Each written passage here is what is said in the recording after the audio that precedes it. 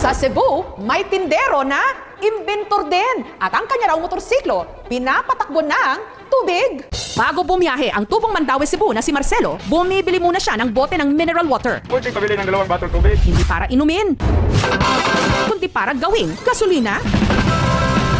Ang kanya kasing motor, May bituhon na lang gini siya. Pwede gasolinahin lagi. meron daw mekanismo kaya pwede itong paandarin ng tubig. Pinawalan yung andar. Testing ang padagan. Ito ang kanyang imbensyon na kung kanyang tawagin water fuel. Distilled water, maganda talaga yan. Yung may halong chlorine, hindi pwede. Ang kada 700 ml ng distilled water na nasa 30 pesos, kaya na raw tumakbo ng layong 80 kilometers. Hindi hamak na mura sa gasolina na sa ganitong distansya, gagastos ka ng hanggang 150 pesos. Ang tubig o H2O binubuo ng hydrogen at oxygen. Pero sa pamagitan ng mekanismo ng motor ni Marcelo, di umano na paghihiwalay ang hydrogen at oxygen properties ng tubig. Ang hydrogen, highly combustible na siyang ginagamit sa pagpapaandar ng makina ng sasakyan. Ang tubig, isinali ni Marcelo sa isang transparent na lalagyan na konektado sa baterya ng motor. Linagyan ko ng wire, negative positive, hindi pwedeng pag may singaw. Naglagay ako ng tubig, naglagay ako ng isang tablespoon na potassium hydroxide. Inaalog-alog ko, siniswitch ko yung battery, gumagana siya, na doon ko natuklasan na kumikilos talaga yung electrolytes. Nakaon na yung generator, tapos mga 10 seconds bago start. Kapag nagkaroon na ng chemical reaction, bubula ito.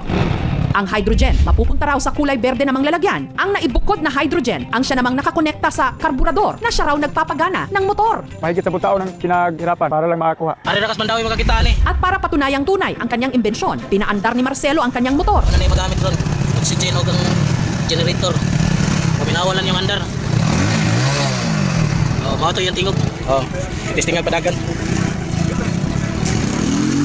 Bukod sa malaking tipid daw, wala rin itong inilalabas na maitim na usok. Maganda talaga ang water fuel sa Mother Earth natin dahil safe talaga. Bata pa lang, likas na raw na mabuting-ting si Marcelo. Sa science talaga, mahilig ako noong bata pa ako, noong elementary hanggat high school. Gayunman, hindi siya nakatapos ng pag-aaral. Kalaunan na masukang mekaniko hanggang nag-OFW sa Saudi Arabia. Tapos doon ako nag-aral ng hydraulic doon sa Riyadh. Hanggang ipahiram daw ng kanyang kaibigan sa Saudi ang isang libro mula sa India na tumatalakay sa potensyal sa paggamit ng water fuel sa mga sasakyan.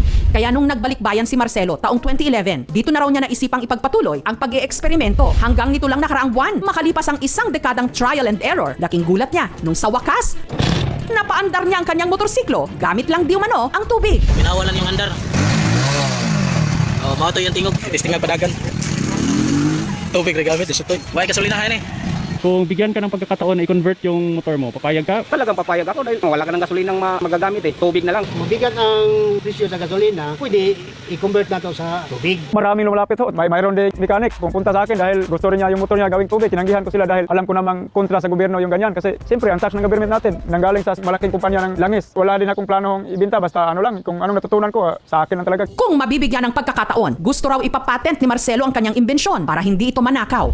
Ayon naman sa DOST o sa Department of Science and Technology, bagamat noon pa man ay may mga napapaulat ng mga sasakyang kayang patakbuhin ng tubig, wala pa ni isa sa mga ito ang napatunayan. There are claims po for past years with regards to machines that work using water po. However, it still needs verification po sa part ng DOST in order for us to confirm those claims. Wala pa po nabibigyan ng certificate. Nandito po kami ngayon para saksihan po yung invention nyo. Binisita ng mga tiga-DOST si Marcelo para makita at masuri ang kanyang imbensyon. We will see po muna how he demo it and function, then we go from there po. Can you demo, sir? Pero sa araw ng inspeksyon,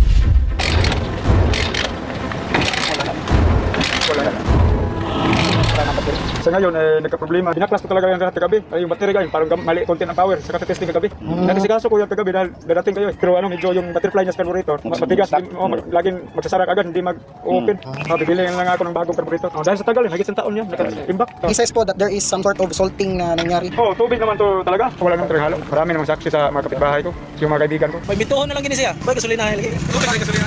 Advice ko lang po is ipakita ito sa mga eksperto upang mabigyan po ng kaukulang pananaliksik. Sa tingin po namin, kasama ko yung dalawang engineer po namin, it is really on the hydrogen po ang napapagana. The problem po is on sa karburador niya. Mas maganda talagang may lapis kanila saka magtulungan kung anong dapat gagawin para mas ma-improve pa yung trabaho ko. We cannot do assessment lang po by visual lang po ngayon. Definitely po, it is promising. It's best po, dalhin po niya sa office, then we can do an assessment on what we can do to help. It was good. However po, we really need a verification po if yung hydrogen po completely nagpapagana po sa lahat since there is a problem po with with his battery na hindi nakakaya. Sayang kasi dahil hindi ko napatunayan sa harapan nila, pero hayaan na lang natin, nangyari na. Pero sa susunod, may gagawin pa naman ako, may naka-pattern ako doon Tapos doon, dadalhin ko na talaga sa kanila. Doon ko na ipapakita sa kanila para may advice din akong makuha sa kanila kung anong paring dapat idadagdag kung anong kulang. Sa mahal ng gasolina ngayon, sa ganitong mga imbensyon, tsak maraming magkaka-interes. Gayunman, tila mahaba-haba pang tatakbuhin para ito'y mapatunayan at masertipikahan.